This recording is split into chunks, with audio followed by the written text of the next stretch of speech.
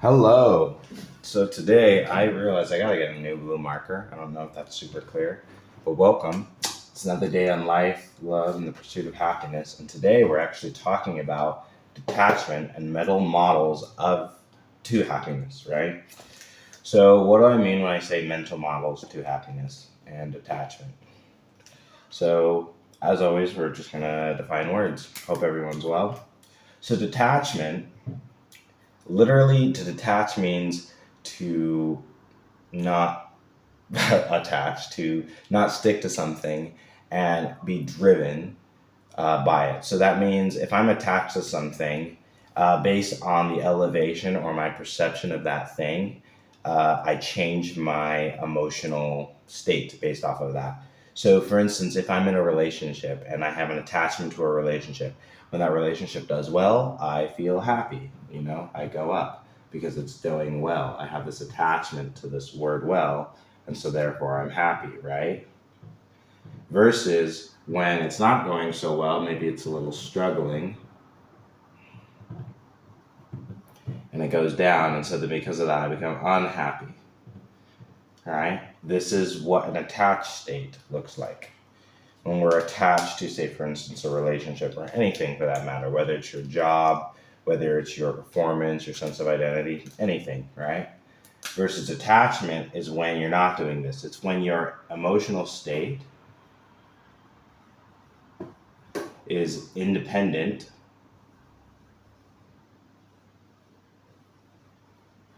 of an emotional stimuli. So basically, it just means like, yeah, my emotional state doesn't move up or down based off of anything. It's just stable. It stays within something more deep inside, right? Now, what's interesting is when we talk to this idea of detachment, I think this idea oftentimes gets misconstrued for apathy, right? So apathy then becomes just this thing like, I don't care about things I can't control, right? So if I can't control something, therefore I'm not going to attach to it. Or I kind of treat things as they come or as they go. And a lot of it is based in power. And I mean, you could argue that detachment comes as a result of power, but is not evidence of power, right? So just because one is powerful doesn't necessarily mean one is detached. But as one learns detachment, they naturally become more powerful. So it's a little bit of a thing, but it is not apathy, right? Detachment is not apathy. It's not apathy. And so what that means is your your emotional state isn't dictated by one thing going the way or the other. And oftentimes you can tell the difference between apathy and detachment when someone's behavior, especially I think some very avoidant personalities. A lot of avoidant personalities will say like, "Oh, I'm detached. I don't care," and usually this idea of like I don't care is a big issue because to be detached doesn't mean you don't care, right? To be detached means that your care is not placed in the results of that thing, right? You do have care, but it's deeper. And so that's when we talk about what is the mental model to happiness, right? So a mental model is basically a way of one thinks and approaches something in their mind, and happiness obviously is this feeling of being in the right place at the right time, feeling like you are where you're meant to be, right? Happiness, I would say, is our default state when you're just being and you don't necessarily need a reason to be. Happiness is your default state. So let's move into that and let's talk about what some of those mental models are. Now, specifically, when we're talking about mental models, we're talking about third, fourth, and fifth degree models. If you don't know what that is, that's the Universal Codex. I think I'm writing a book about it because I realize there's nothing that's really about it. It's about the seven laws, but it's not really a set of laws. I made a video about each of the degrees of in the Universal Codex and the degrees of law. I'll put a link card in the bio or whatever. But specifically, now let's talk about what a mental model is. So just a way of looking at the world, right? Mental model, just a way of looking at the world. Now, what's very interesting is most people. So, I would ask you right now a question for you. What would you say is your mental model for the world? Do you know specifically, like in terms of how you approach the world and how you see things? Do you know how you actually view the world and how things make sense to you?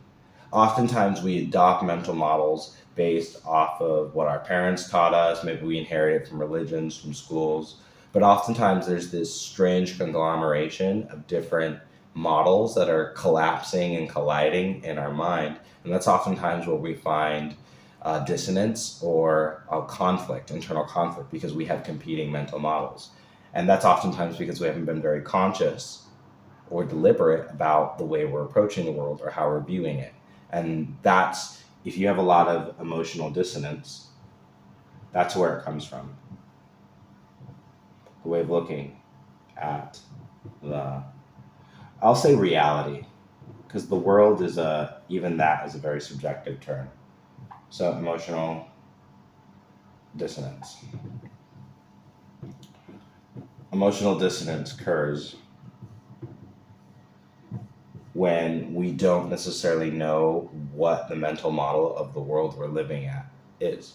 So if you're saying, oh, I think reality or emotions and people are like this, especially if you have a lot of contradicting values, or you find that you struggle with maintaining and keeping certain habits, usually it's a very, very clear indicator that you are unaware of your mental model. And if you're unaware of your mental model, you'll be ruled by it until you make it conscious, right? I'm just making sure the video is still recording. Sweet. So right now we want to be aware of our mental model and how we look at reality. And so the first step is being, okay, from now on, I'm going to choose to look at life a certain way, and there's going to have a certain set of principles or approach to life. And then when I take on this approach to life, the idea is you want it to move in conjunction with the nature of your being, right? Now, obviously, all of us as human beings, or maybe even some cat creatures or aliens who's ever watching this, we are third degree beings, right? And at third degree, we're essentially built into spirit, mind, and body. Body is the confluence of the physical and the spiritual world. So spiritual world basically just means things that are unseen, right? The you that exists beyond the seen world, the perceptible world, that's spirit.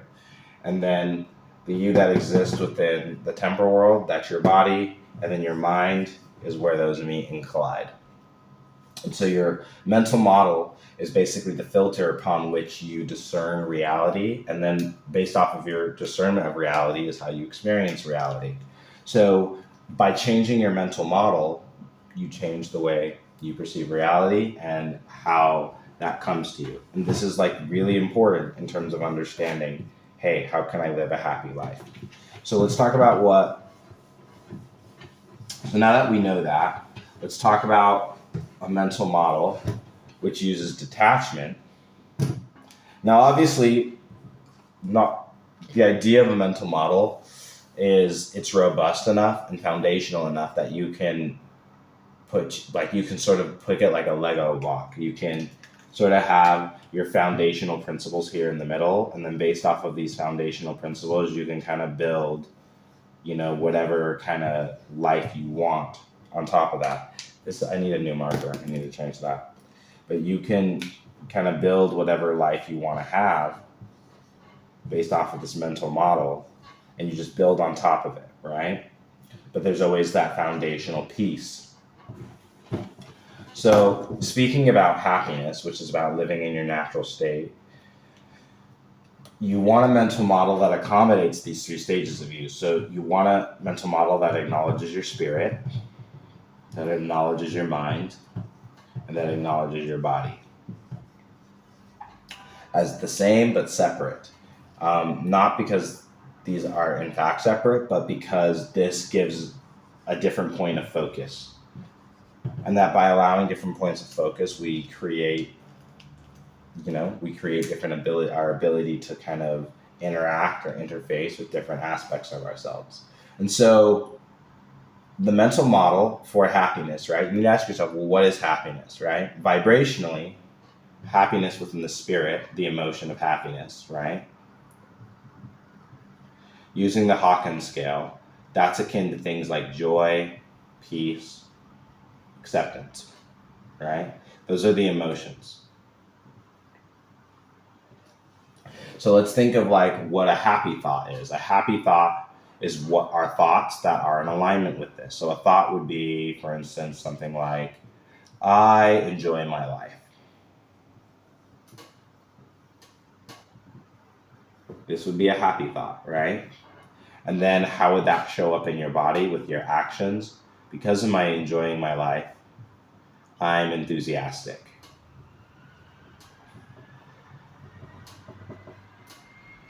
Right? So this is the idea of the mental model working, right? I feel this joy, da da da da da. But sometimes we don't feel this. We don't feel this at all because we're attached to these things. And oftentimes when we attach our sense of identity to our job, our performance, people liking us, all these things, what happens is we naturally move down into this state little by little, little by little.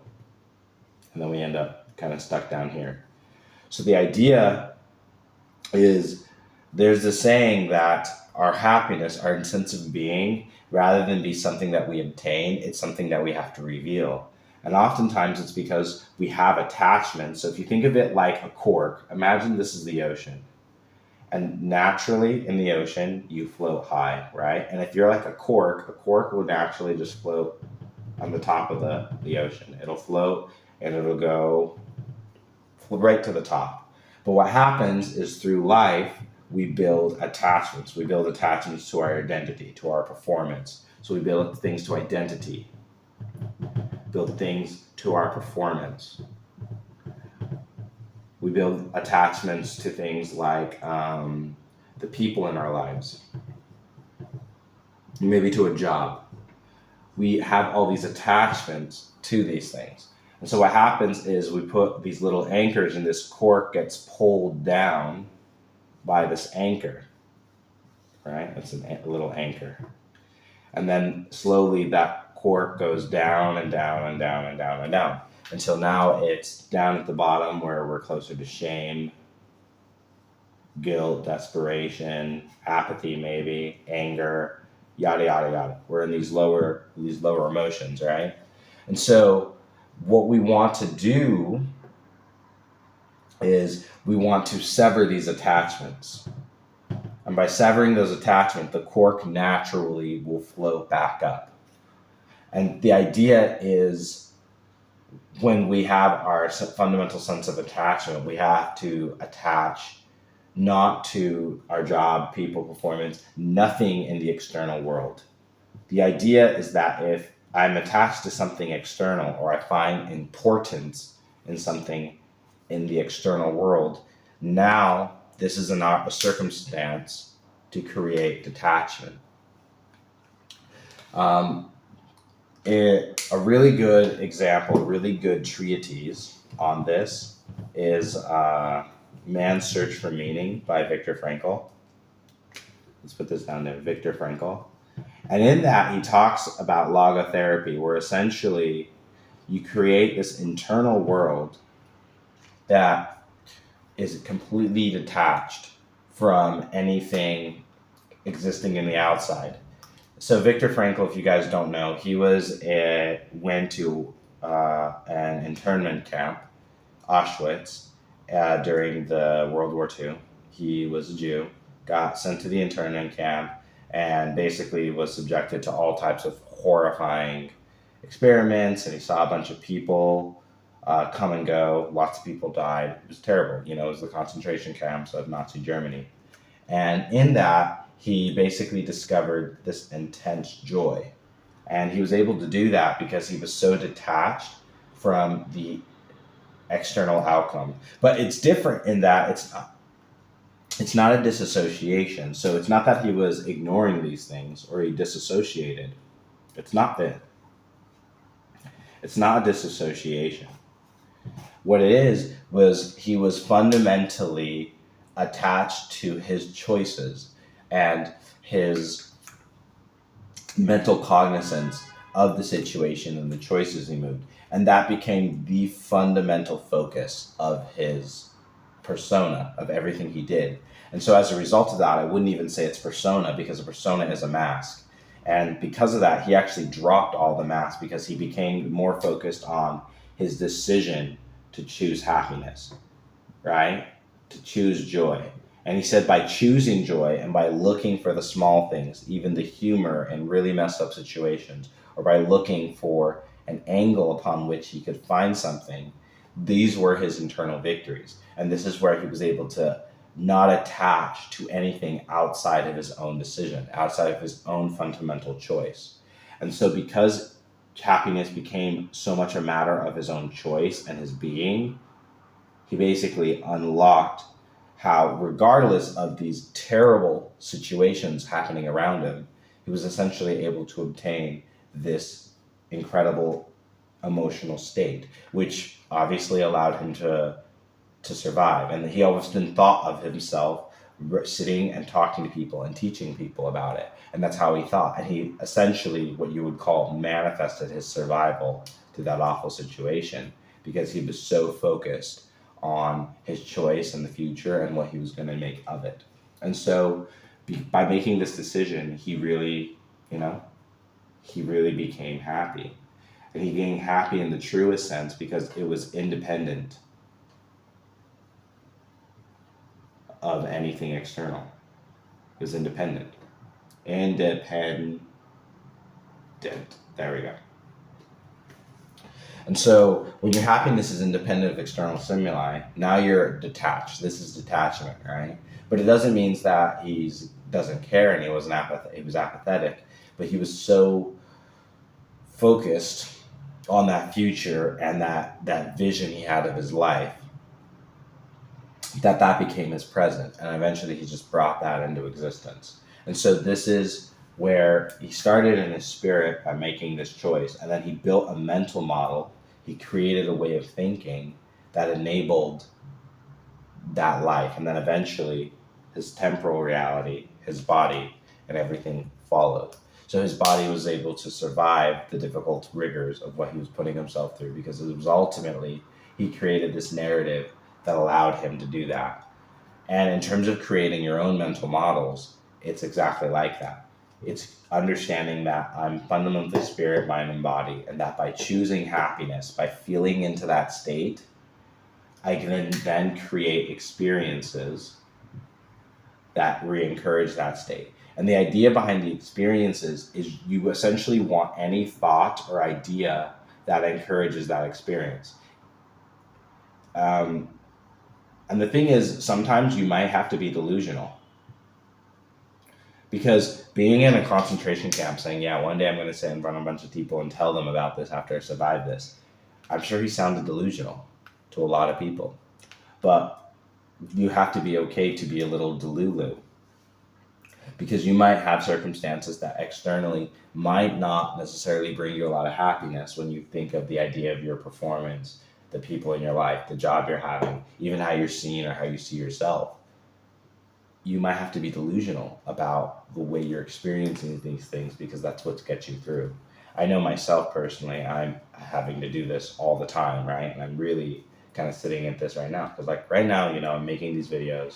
Not a lot of people are like, I have to ignore the views and just imagine that, behind this camera lens, there's 10,000 people, 20,000 people listening to this and hearing me.